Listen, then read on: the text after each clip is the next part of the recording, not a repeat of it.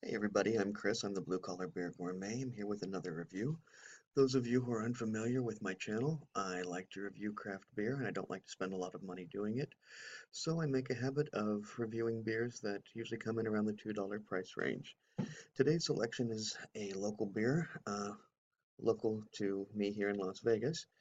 It is the Lovelady Paleo Porter. It is a chocolate peanut butter coffee peanut butter coffee chocolate porter. Let's make sure I get those in correct order.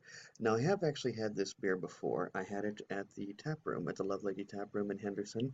And if you're ever here in the valley, you should try to make it over to their tap room over on Water Street in historic downtown Henderson. When I did have it last year, it was roughly about a year ago that I actually had this beer. I gave it a 4.25 in their tap room, so I was very, very fond of it, clearly. Uh, of my friends who have reviewed it on Untapped, two have given it a cumulative score of 3.88.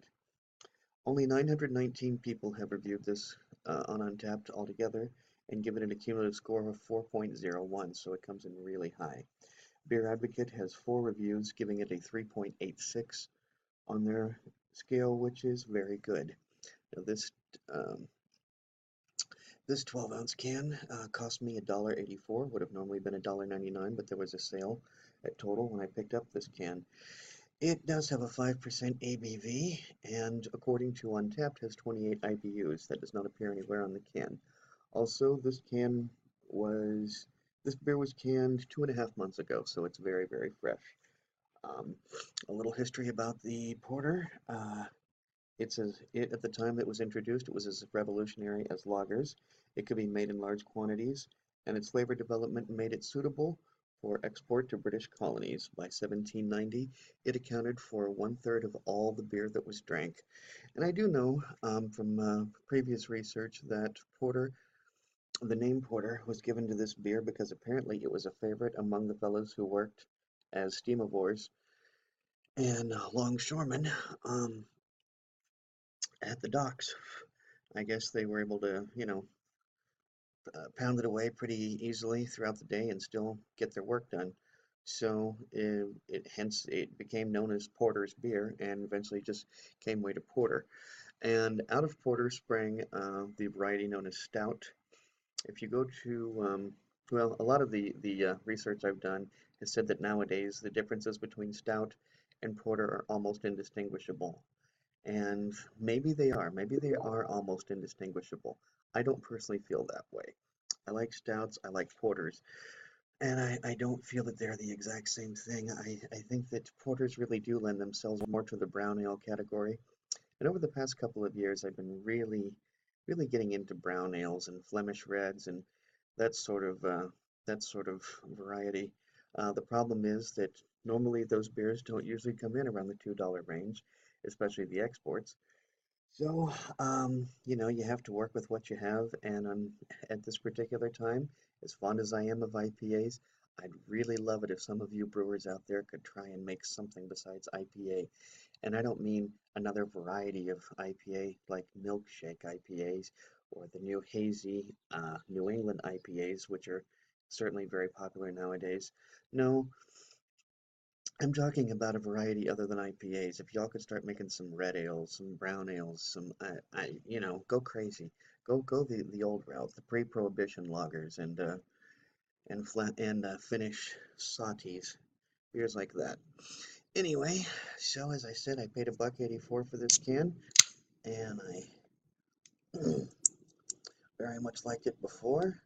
Well, I tell you, just that little bit that I got on my finger, I could really smell peanut butter on that.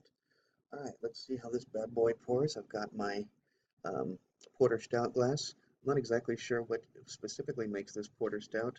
It did come in a beer glass set that I purchased. No, I'm sorry, that my wife purchased for me for Christmas a couple years ago. And even based upon my research, I can't really figure out what it specifically makes this a porter stout pint glass. Um, I believe what it is, honestly, is if you notice the mouth is kind of wide on that, I think that's what makes it porter stout. Opens up the space for those dark chocolate nubs that you find in porters and stouts. But there you have it. Okay. pouring very, very dark, but not the darkest ever. This is not, my friend Tony likes to describe certain stouts as saying light can't escape from it, and there are some beers that are that dark. This is not one of those. It is very dark, but you can still see the ruby hints in there. I'm going to describe that as no more than, oh, I'd probably say even medium-low carbonation. Maybe not even medium, but at least medium-low. We'll call it that. Let's give it the beard wipe, see what we come across. The peanut butter, definitely. That's what I smell on the beard wipe, and for those of you who are unfamiliar, that's apparently what this is called, the beard wipe. You bring it below your beard, you inhale as it goes across, and those are the first notes that you're supposed to get. Now put your nose directly into the glass, as I am about to here.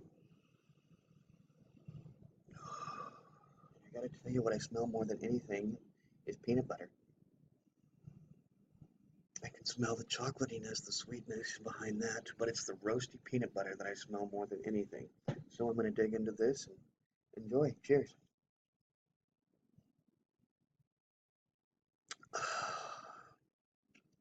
It did just occur to me that I don't. I think I mentioned the 5% ABV, and yes, according to Untappd, it has 28 IBUs. That is according to Untappd. It does not say on either the website or the can. And as a special note to Lovelady Brewing, I love you guys. I think it may be just an oversight, but if you go to your website right now and you look at all the varieties of beer, the year-round availabilities, the ABV nor the IBUs are listed on there. So if you're the gang at Lovelady, you may want to fix that. And just to let you know, normally porters come in between 4.8 and 6.5 on the ABV, 25 to 50 IBUs. So at 28 IBUs, they're within range. At 5% ABV, they're within range. Now, let's get to drinking and discussing in greater detail the beer. I'm going to label that as a very low mouthfeel. No spikiness to that at all. No real alcohol burn. The peanut butter comes through stronger in the bouquet than it does the flavor. I am going to say that. There is a real, what actually ends up coming out is a really nice and not, okay, I forget there's a specific term, but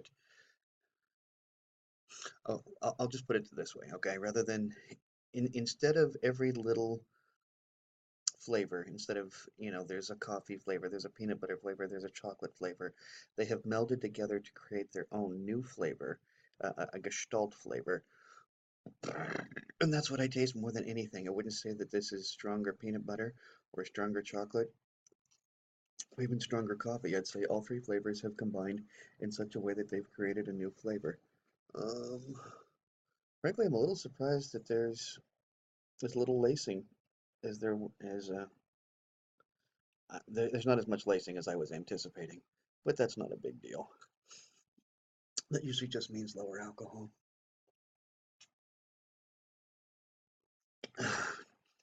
This is a really, if you're into brown ales like I am, this is a really, really good brown ale.